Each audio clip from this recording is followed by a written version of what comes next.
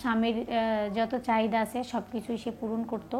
তো এভাবে তার সাথে সম্পর্কটা করতে করতে আমি এর মধ্যে তাকে অনেকবার বলেছি যে আমরা বিয়ে করি, কারণ আমাদের সব কিছুই ঠিকঠাক চলতেছিল, একদম স্বামী স্ত্রীর মতোই চলতেছিল। তখন আমি তাকে কয়েকবার বললাম যে তাহলে চলো আমরা বিয়ে করে ফেলি। তখন সে আমাকে বিয়ে করতে রাজি হয় না। তো না হলে এভাবে আমি প্রায় 4 বছর পার করলাম।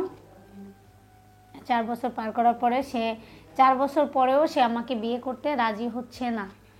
তো তাকে আমি বিভিন্নভাবে অনেক আকুতি মিনতি করলাম, করার পরেও সেটা মানতে রাজি না, সে বিয়ে করবে না, সে বিভিন্ন কজ দেখায়।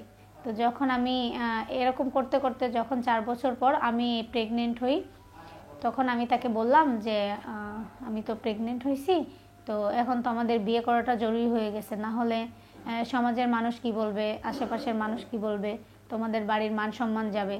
কারণ আমার হাজব্যান্ড মারা গেছে। তো সেই ক্ষেত্রে একটা মেয়ে যদি স্বামী না থাকা অবস্থায় প্রেগনেন্ট হয়, তখন বুঝে নিত যে গ্রামের অবস্থা, গ্রামের মানুষজন কেমন, কত রকমের কথা বলে, কত বাজে মন্তব্য করে।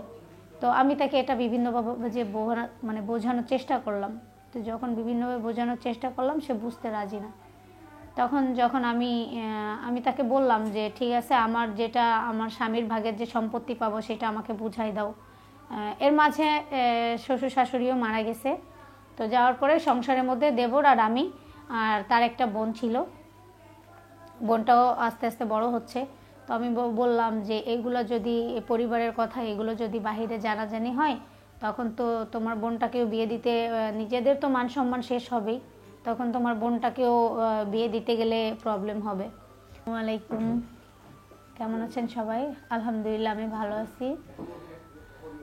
আমার বাড়ি হচ্ছে কোনাবাড়ি, গাজীপুর কোনাবাড়ি। তো আমি কোনাবাড়ির মেয়ে। আমার নাম, ভাইয়া কাট করে দেন। হ্যাঁ, না না, নাম তো অন্যটা দিচ্ছে, কোনাবাড়ির নাম।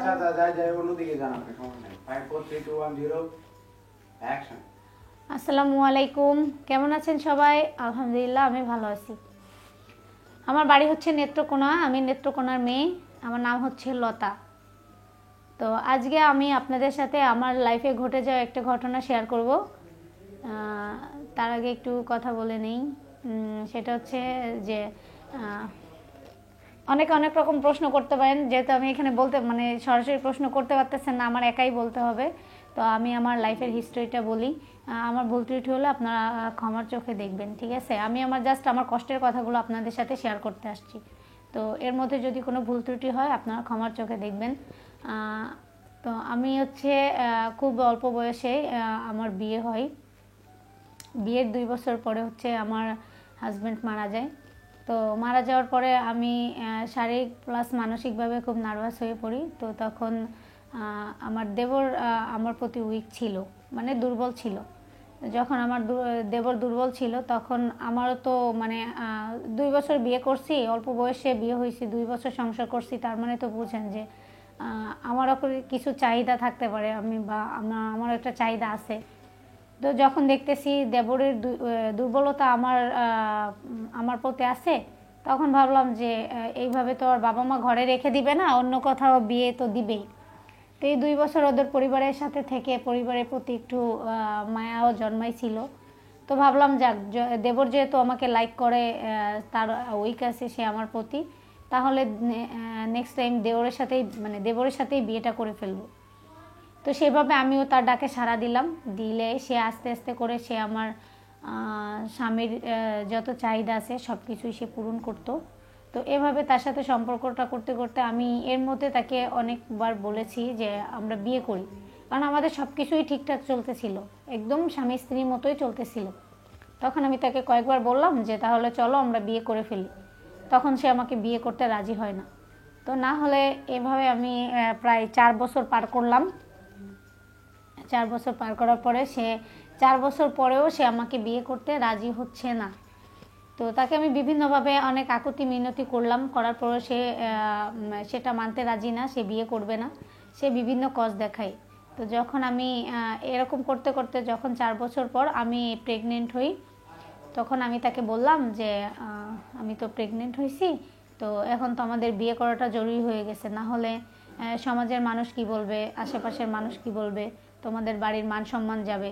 কারণ আমার হাজব্যান্ড মারা গেছে, তো সেই ক্ষেত্রে একটা মেয়ে যদি স্বামী না থাকা অবস্থায় প্রেগনেন্ট হয়, তখন বুঝে নিত যে গ্রামের অবস্থা, গ্রামের মানুষজন কেমন, কত রকমের কথা বলে, কত বাজে মন্তব্য করে। তো আমি তাকে এটা বিভিন্নভাবে যে মানে বোঝানোর চেষ্টা করলাম। তো যখন বিভিন্নভাবে বোঝানোর চেষ্টা করলাম, সে বুঝতে রাজি না। তখন যখন আমি তাকে বললাম যে ঠিক আছে, আমার যেটা আমার স্বামীর ভাগের যে সম্পত্তি পাবো সেটা আমাকে বুঝাই দাও। এর মাঝে শ্বশুর শাশুড়িও মারা গেছে।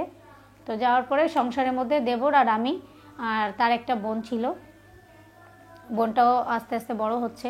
তো আমি বললাম যে এগুলো যদি পরিবারের কথা, এগুলো যদি বাহিরে জানাজানি হয়, তখন তো তোমার বোনটাকেও বিয়ে দিতে, নিজেদের তো মান সম্মান শেষ হবেই, তখন তোমার বোনটাকেও বিয়ে দিতে গেলে প্রবলেম হবে। আর সব থেকে বড় কথা হচ্ছে, সে যেহেতু ঘরের মধ্যে মানে তার পর্যাপ্ত বয়স হয়েছে, বিয়ের বয়স হয়েছে, আমি একটা ইয়াং বয়সের মেয়ে, তো আমার কোনো বাচ্চা কাচ্চা নাই। তো সেই ক্ষেত্রে একটা ঘরের মধ্যে, একটা বাড়ির মধ্যে, এটা সমাজের মানুষও ভালো চোখে দেখতেছে না। তো যখন সমাজের মানুষ ভালো চোখে দেখতেছে না, তখন আমি তাকে বিভিন্ন দিক থেকে বুঝালাম। বোঝানোর পরে সে বুঝে না, না বুঝলে এইভাবে কন্টিনিউ করতে করতে আমি প্রেগনেন্ট হয়ে যাই। তো প্রেগনেন্ট হওয়ার পরে যখন আমি তাকে বললাম, দেখো এতদিন আমি তোমাকে বলছি, এতদিন আমার প্রবলেম ছিল না, আমি বলছি, তুমি পাত্তা দাও নাই, যাক আমি আমার মতো করে থাকছি। বাট এখন তো আর আমাদের বিয়ে না করে থাকা সম্ভব না, যেহেতু আমি প্রেগনেন্ট হয়েছি, আমি তো তোমার বাচ্চা আমার পেটে। তো এখন তো মানুষ এটা জানাজানি হওয়ার পরে বিভিন্ন ধরনের প্রশ্ন করবে, বিভিন্ন ধরনের প্রশ্নের সম্মুখীন হতে হবে। মানুষ খারাপ বলবে, অনেক রকমের কথা বলবে, অনেক ধরনের বাজে মন্তব্য করবে, যেগুলো সহ্য করার থেকে আমরা বিয়ে করে নেওয়াটাই বেটার। বাট তখনও সে মানতে রাজি না যে সেটা তার সন্তান, ঠিক আছে। তখন আমি মানে খুব চিন্তার মধ্যে পড়ে যাই যে আসলে কি করা যায়। সে আমার যেটা ভাগের সম্পত্তি, সেটাও মানে দিবে না, প্লাস আমার বাবার বাড়িতেও আমাকে যেতে দেয় না, আমাকে আমার বাবার বাড়িতে যেতে দিবে না, আমাকে ওই বাড়ি থেকে বের হইতে দিবে না। তো সে পরে আমি বুঝতে পারতেছি, সে তার প্রয়োজনে, তার কাজের জন্য, তার চাহিদা মেটানোর জন্য, তার প্রয়োজনে সে আমাকে ব্যবহার করতেছে। সে আমাকে বাবার বাড়িতেও যেতে দিবে না, সে আমাকে স্ত্রীর অধিকারও দিবে না, অথচ সে আমার সাথে শারীরিক, মানে আমার হাজব্যান্ডের মতো সব সম্পর্কটাই কন্টিনিউ করতেছে। তো এই অবস্থায় আমি দেখলাম যে না, আসলে তো এটা ঠিক হচ্ছে না।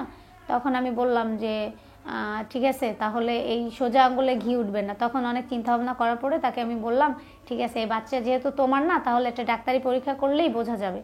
যখন তাকে আমি এইভাবে থ্রেট করলাম, তখন সে আমাকে বলল, মানে আমার সম্পত্তির ভাগও আমাকে বুঝাই দিল, প্লাস সে আমাকে ভবিষ্যৎ সন্তানের জন্য কিছু সম্পত্তি লিখে দিল। বাট সে আমাকে এখনো পর্যন্ত বিয়ে করে নাই। তো আমি এভাবেই আছি, আমার কিছু টাকা পয়সা, কিছু সম্পত্তি আছে। যদি আমাকে কেউ সবটা জেনে মেনে যদি আমাকে কোনো ভালো ছেলে বিয়ে করে, তাহলে আমি বিয়ে করব।